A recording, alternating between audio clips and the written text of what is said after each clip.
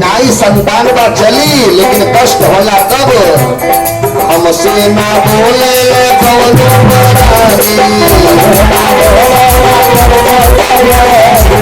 माई सबसे ज्यादा कष्ट हो देने होला। कहिया ताना मारे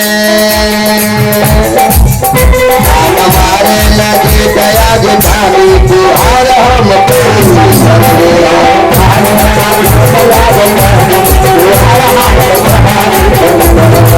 ये संतान नहीं है चलेगा, लेकिन कष्ट होता है कब? यदि किसी ने किसी दिन ताना मारा तब। अब बेचारी हमेशा पवन रेखा उदास रहे। उग्रसेन जी को रहा नहीं गया, ब्राह्मणों को बुलाए और ब्राह्मण बुला के अपने घर पे पुत्रेष्ट यज्ञ किए। जब पुत्रेष्ट यज्ञ किए तो इनकी पत्नी पवन रेखा को गर्भ भी बना, एवं में दूरा नहीं है। और जब गर्भ बना तो एक दिन बेचारी सखियों के साथ फुलवारी में खेल रही थी। अगर सखियों के साथ फुलवारी में खेल रही थी, वही समय एक राक्षस जिसका नाम दुर्मिल नामक राक्षस आकाश मार्ग से जा रहा था। खाली दुर्मिल की परछाई पवन रेखा के ऊपर पड़ी थी। दुर्मिल तो निकल गया, लेकिन समय आया तो पवन रेखा ने एक बड़ी सुंदर पुत्र को जन्म दी, जौने लड़का का नाम पड़ा कंस। बोलिए कृष्ण भगवान की। एक बड़ी सुंदर बेटा पैदा की, जौने लड़का का नाम पड़ा कंस। अरे उग्रसेन जी का पावे का लुटावे। दानम द्विजातिप्य जात कर्मा विधाय च। पता चला पुत्र पैदा हुआ, दरवाजे पे ब्राह्मणों को बुलाया। दानम द्विजातिप्य जात कर्मा विधाय च। ब्राह्मण बुला के दरवाजे पे स्वस्ति वाचन का पाठ करवा रहे हैं, देवताओं को पूजा दे रहे हैं, पितरों को पूजा दे रहे हैं। जब बाबा लोग मंत्र पढ़ लिए तो दान कर रहे हैं। जब दान कर लिए, अब अच्छी बात बता रहा हूं, सभी लोग ध्यान से सुन लीजिए। आदमी को हमेशा अपने भाग्य के बारे में नहीं जानना चाहिए। अब तक जान लीजिए, सर्वदा आदमी को अपने कर्म पे ध्यान देना चाहिए। हमेशा आदमी को अपने भाग्य के बारे में नहीं जानना चाहिए, नहीं तो जवन नाई घटना घटे को वो घटी जाए। पक्का है, जो आदमी हमेशा अपने भाग्य के बारे में जानना चाहता है तो जवन घटना नाई घटे को वो घट जाए। इसलिए आदमी को हमेशा अपने कर्म पे ध्यान देना चाहिए।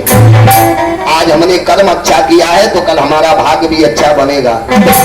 आज हमने गलत कर्म किया है तो कल हमारा गलत भाग्य बनेगा। आदमी को सर्वदा अपने कर्म पे ध्यान देना चाहिए, नहीं तो जवन नाई घटना घटे को वो घट जाए। कथवा सुन लीजिए।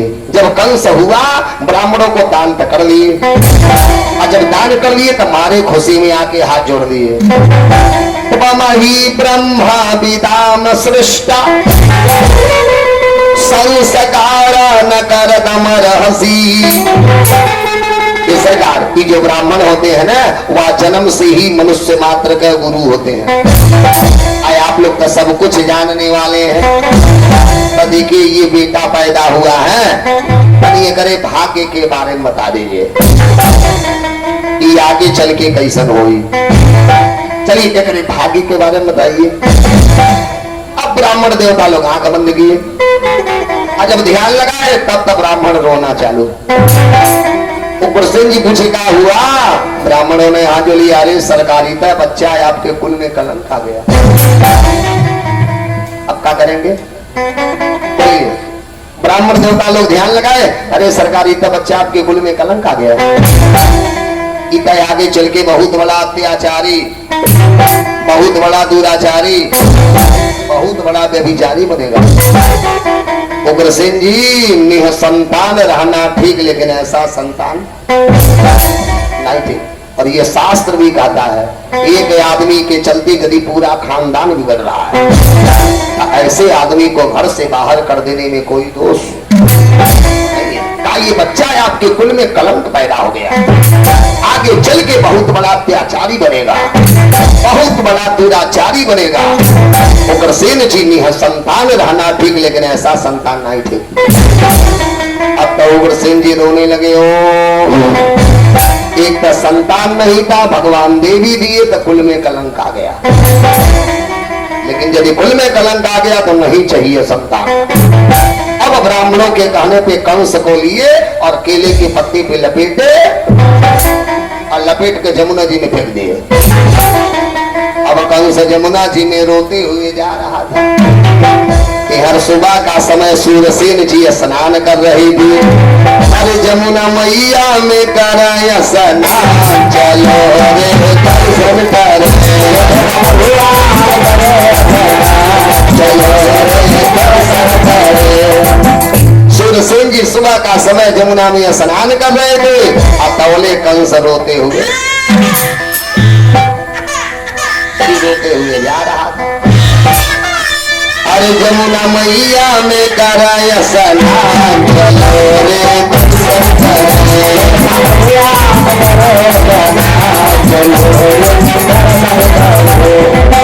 जमुना जी में रोते हुए जा रहा था। ये स्नान कर रहे थे, रुलाई सुने आवाज कहां से आया। इधर उधर देखे कोई नहीं। जब केले का पत्ता खोले तो बड़ा सुंदर बच्चा। इन्होंने कहा आज के बाद मेरे पास एक नहीं तू संतान है। बस कंसों को उठा ले आए अपने घर में और घरे ला करके पाल पोस के थोड़ा सा बड़ा किए। जब कंस थोड़ा कुछ बड़ा हो गया तो एक दिन नारद बाबा आए। वसुदेव जी प्रणाम किए, कंस भी प्रणाम किया। नारद बाबा बुलाए, सुन सुन। आ गया, कान ले आओ, कान लगा दिए। नारद बाबा ने कहा तुम इनकर बेटा ना ही हो। कंस ने कहा तब के कर बेटा हो। नारद बाबा ने कहा तुम उग्रसेन का संतान हो और सूरसेन जी ने तुझे पाला है। कंस पूछा जब मैं उग्रसेन का संतान हूं तो यहाँ कैसे है। अब सारी कहानी सुना दी है। जब तुम पैदा हुए तब तार बाप ब्राह्मणों से पूछ लिए ये बच्चा आगे चल के कैसा होगा। ब्राह्मणों ने कह दिया आपके कुल में कलंक आ गया। अब ब्राह्मणों के कहने पे तुम्हारे पिताजी तुमको जल में फेंक दिए। और जब तुम जल में बहते हुए जा रहे थे तो सूरसेन जी लाके तुझे पाल लिए। नारद बाबा सगरी कहानी सुना के चले गए। अब कंस सो रहा है, करे निधि नहीं आवे। ब्राह्मणों के कहने पे मेरे पिताजी मुझे जल में फेंक दिए। सोना निधि नहीं आवे। आज हम नींद नहीं आया, बस रातों रात घर में त्याग दिया। यानी सा सर्वभूतानां तस्यम जाग्रत संयमी। जब सोया नींद नहीं आया, बस रातों रात घर में छोड़ दिया। जब रातों रात घर छोड़ा तो सीधे पहुंचा जंगल और जंगल जाकर के बड़ी घनघोर तपस्या किया शंकर जी के। यो शंकर जी का चेला था। बड़ी घनघोर तपस्या किया शंकर जी के। जब तपस्या किया तो अंत में भोले बाबा को खुश भी कर लिया। जब शंकर भगवान दर्शन देने आए तो हमारे खुशी में आके एक एक धनुष दे दिए। बेटा ये धनुष ले लो। धनुषो भाजमानस्य सबदा खमरोदसी दिशा। जब तक ये धनुष नहीं टूटेगा, जब तक दसों दिशाओं में आवाज नहीं गुजेगा, बेटा फिर तो कोई माई का लाल पैदा नहीं जीतों के मार दे। जिस दिन ये धनुष टूट गया, फिर तो कोई माई का लाल पैदा नहीं जीतों के बचा ले। अब इसी धनुष के ऊपर तेरी सारी जिंदगी होगी। धनुष दे दिए, आशीर्वाद दे दिए और आशीर्वाद दे करके महादेव वहां से निकल लिए। आज अभी वरदान लेकर के आया, सब बड़े बड़े राक्षसों को इकट्ठा किया। बकासुर, अघासुर, प्रलंबासुर, केसी, पूतना, एक से बड़े बड़े राक्षसों को इकट्ठा किया और अपने बना सबका सरदार। और जब सरदार बना तो सबसे पहला अत्याचार ब्राह्मणों के ऊपर किया। इन्हीं ब्राह्मणों के कहने पे मेरे पिताजी मुझे जेल में प्रवाहित किए। जब ब्राह्मणों के ऊपर अत्याचार चालू कर दिया, बाबू हो ही शास्त्र कहता है, यदा देवेषु वेदेषु वेषु विप्रेषु साधसु अधर्मे मयि च विद्वेषा सावा आसो विनश्यति। ये शास्त्र कहता है ब्राह्मणों के प्रति, संतों के प्रति, गौ गंगा के प्रति जिनके मन में विद्वेष उत्पन्न हो जाता है वह आदमी बहुत जल्दी नष्ट भी हो जाता है। जब ब्राह्मणों के ऊपर अत्याचार किया, इन्हीं ब्राह्मणों के कहने पे मेरे पिताजी मुझे जेल में फेंके। जब ब्राह्मणों के ऊपर अत्याचार चालू किया, उग्रसेन जी बुलाया, कंस सुन, आ गया, कहा है तूने ब्राह्मणों का अपमान किया, चल चरणों में गिर के माफी मांग। जब कहे माफी मांग तो माफी मांगा, माफी मांग, बस टप दे अपने बाप के पकड़ लिया और बाप को पकड़ा, पकड़ के फेंक दिया जेल में। बाप को डाला जेल में और अपने बना मथुरा का राजा। और जब मथुरा का राजा बन गया तब सैनिकों को आदेश दे दिया, आज के बाद कहीं यज्ञ नहीं होगा। यदि यज्ञ होगा, आहुति पड़ेगी तो इस कंस के नाम से। ओम कंसाय जोग विरागा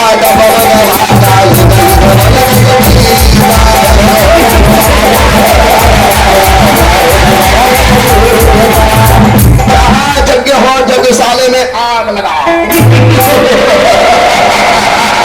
आज के बाद यज्ञ होगा, आहुति पड़ेगी तो इस कंस के नाम से। ओम कंसाय धर्म का जितना जड़ता सगरी जड़ में नोच के फेंक दिया।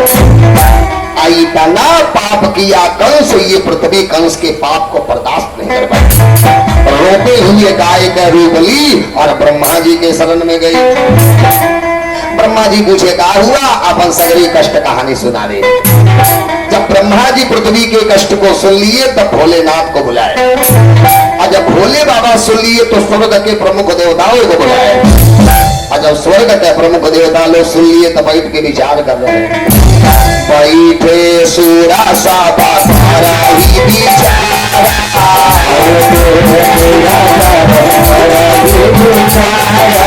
आई गए सूरा सा बारा ही विचारा,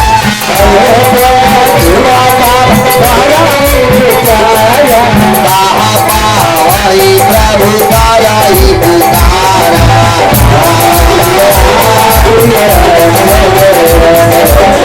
सारे देवता बैठ के विचार कर रहे हैं कि बैठे सूरा सा बारा ही विचारा, कहाँ पावई प्रभु को नहीं पुकारा। कहाँ भगवान के पाया जाके दुखवा सुनाया जाए। बोले बाबा ने कहा चलिए सब लोग क्षीर सागर के किनारे, वहीं चल के सब लोग अपन दुख श्री हरि भगवान के शुरू से कहा जाएगा। तब सारे देवता क्षीर सागर के किनारे गए और जाकर के स्तुति चालू। आइए सभी लोग स्तुति किया जाए कि जाया जाया सूरा नायक जन सुता नायक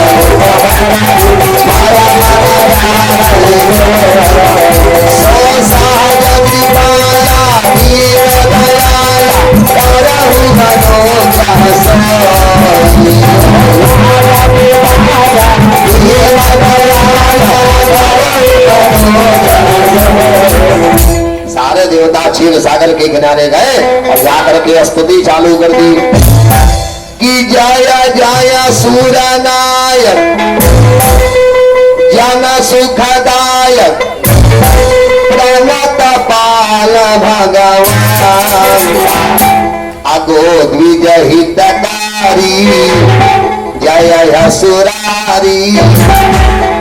बूढ़ा से कह दे आ गई ना पछमा होनी है पछमा जगह ना कह दे आ गई ना। हाँ जा बोलिए विष्णु भगवान की जय जय सूरनायक जन सुखदायक प्रणत पाल भगवान अगो द्विज हितकारी जय असुरारी सिंधु सुता प्रिय। सारे देवता जाके स्तुति गा रहे हैं। अरे ब्रह्मा जी का पुरुषोक्त पढ़ने लगे सहस्त्र शीरसा पुरुष सहस्त्राक्ष सहस्त्रपाद। ब्रह्मा जी पुरुषोक्त पढ़ने लगे और पुरुषोक्त पढ़ते पढ़ते समाधिस्थ हो गए। समाधि लग गई और जब समाधि लग गई तब भगवान के आकाशवाणी सुने। जैसे ही ब्रह्मा जी भगवान के आकाशवाणी सुने सभी देवताओं को बुलाए सुनो सुनो सुनो। सब देवता लोग कहा आती है। ब्रह्मा जी ने कहा मैं भगवान के आकाशवाणी सुना हूं। सब देवता हाथ जोड़िए हाथ जोड़ के सही बताइए आपसे ठाकुर जी ने कहा है। जब आकाशवाणी सुनी है तो आकाशवाणी में कहा सुने हैं। ब्रह्मा जी ने कहा सुनो भगवान हमसे आकाशवाणी में कहे कि वासुदेवा गृहे साक्षात भगवान पुरुषा परा। भगवान हमसे आकाशवाणी में कहे हैं कि मैं वसुदेव और देवकी के वहां से अवतार लूंगा। इसलिए हम सारे देवताओं का कर्तव्य है श्री हरि के सेवा में लगना। कौन कौन चलेगा? सारे देवता हम महाराज आज अवतार तो होने दीजिए कल से सुनिएगा। जितने भगवान के साथ में ग्वाल थे सब देवता, जितनी गाय थी सब देवता, जितने बछड़े थे सब देवता। आज अवतार तो होने दीजिए।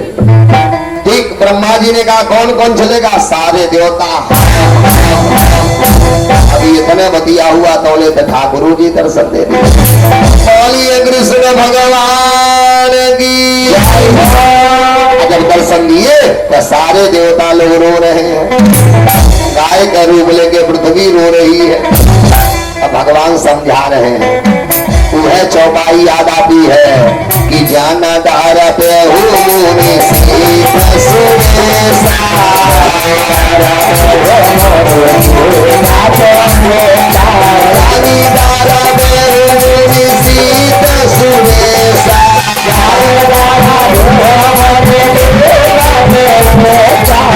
भगवान का एक भी देवता डरेंगे नहीं।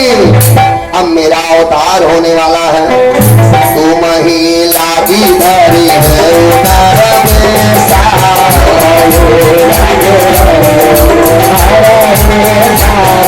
एक भी देवता रोएंगे नहीं। आप लोगों की रक्षा के लिए मेरा अवतार होने वाला है। सारे देवता रो रहे का पृथ्वी गाय का रूप लेके रो रही है का जब हम सगरी लोग मर जाएंगे था।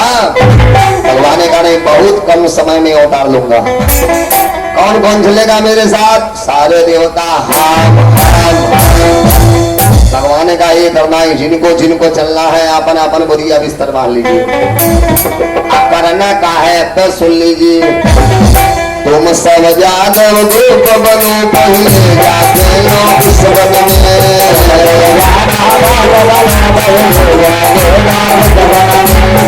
जिनको जिनको चलना है बुरिया बिस्तर बांधिए और मथुरा से लेके गोकुल तक छा जाइए। और एक काबाया पर सुन लीजिए। तुम सब जादव गोप बनो पहले जाते लो इस वन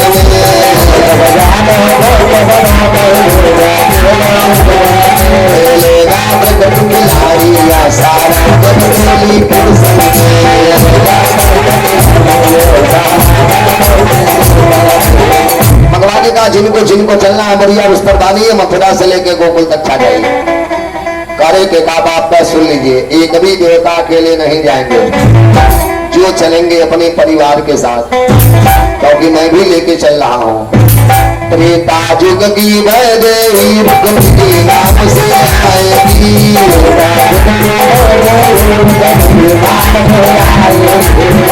जो त्रेता युग में सीता थी उसे यहाँ रुक्मिणी बना रहा हूँ। त्रेता युग की वैदेही रुक्मिणी नाम से आएगी,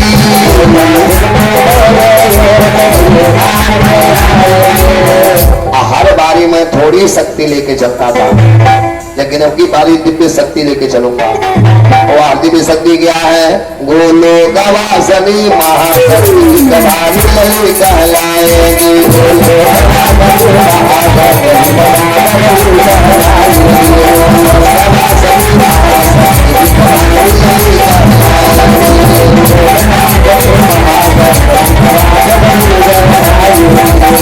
अब की बारी मैं दिव्य शक्ति लेके चलूंगा। और वह दिव्य शक्ति क्या है? भानु जी की लाडली किशोरी श्री राधा।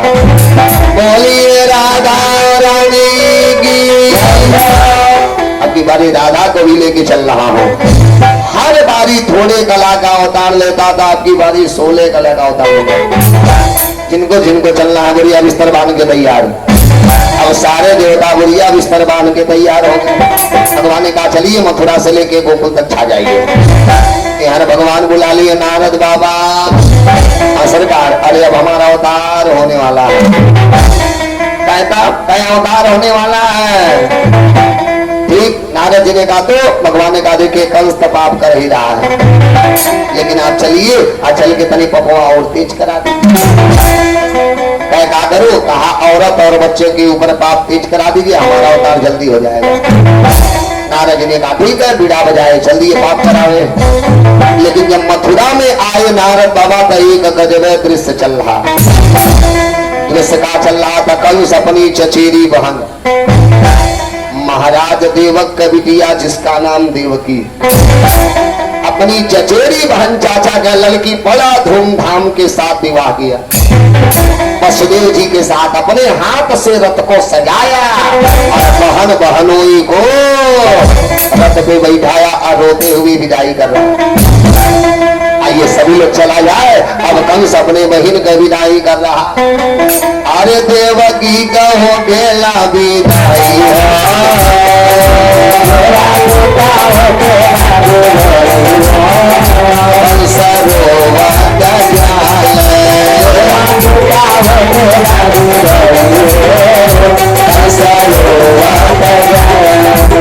सब लोग थोड़ा थोड़ा गाइए। अब का ठाकुर जी आ रहे हैं।